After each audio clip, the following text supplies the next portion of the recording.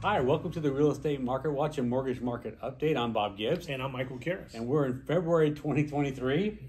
The year is already kicked off and rolling along here.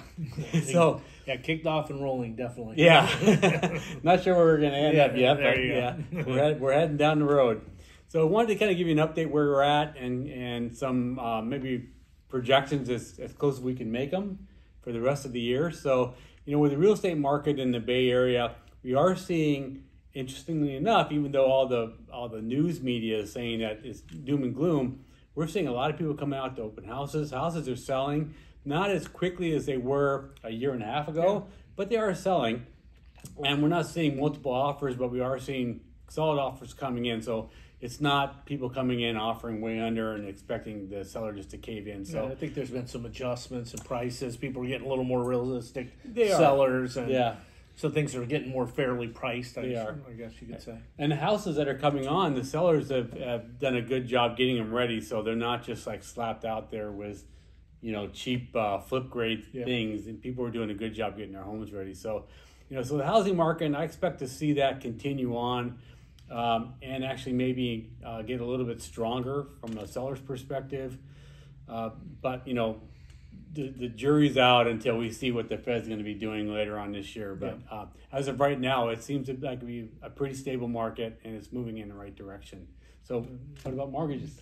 Well, I mean, to actually, with prices and things moving, homes starting to move again, I think it's more of a digestion of the consumer digesting where rates are. Yeah. I mean, they're double almost of what they were a year ago. Yeah. I mean, we all know that. And I just think over the last 6 months it's just taken people to kind of reset, say, okay, this is where rates are. It's not like they're horrible. I mean, they're single digits. I mean, we're in the 6% range. I mean, at a given point in time, just 2 months ago, we were at 7% range. So there's been progress. I mean, with all of these Fed increases, I mean, we're starting to see the benefits of that. Yeah. I mean, moving forward, though, I'll be honest, in my opinion, 3 weeks ago, I would say that our interest rates would have been lower than we're at currently because of consumer price index reports. The last three have come out better than the market expected, and then better again, and then right on the number. Right. So that's right there shows signs of what the Fed has been doing over all this past year with all these increases, that it's having an effect.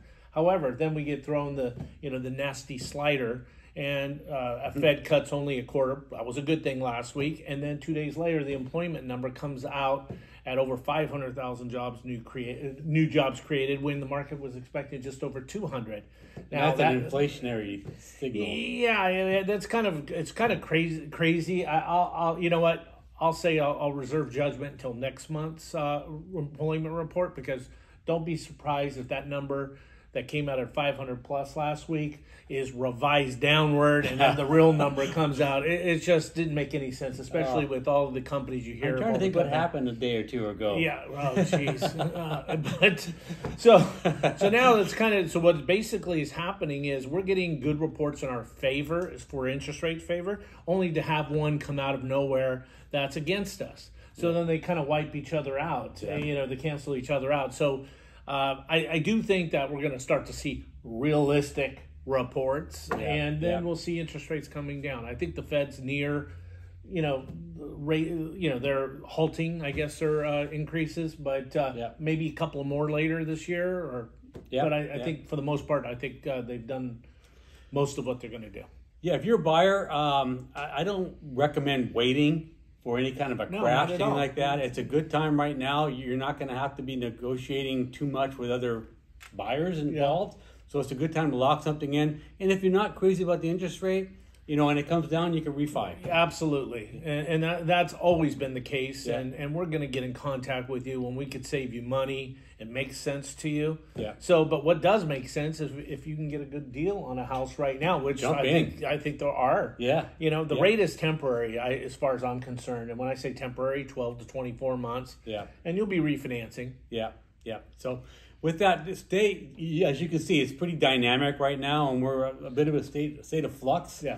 And so it's the economic environment that we really haven't seen before. So I would recommend, watching us often, as soon as we come out with something, we're going to come out with them more often in the future, just to keep you in touch of what's going on and to help you make good decisions. So with that, bye.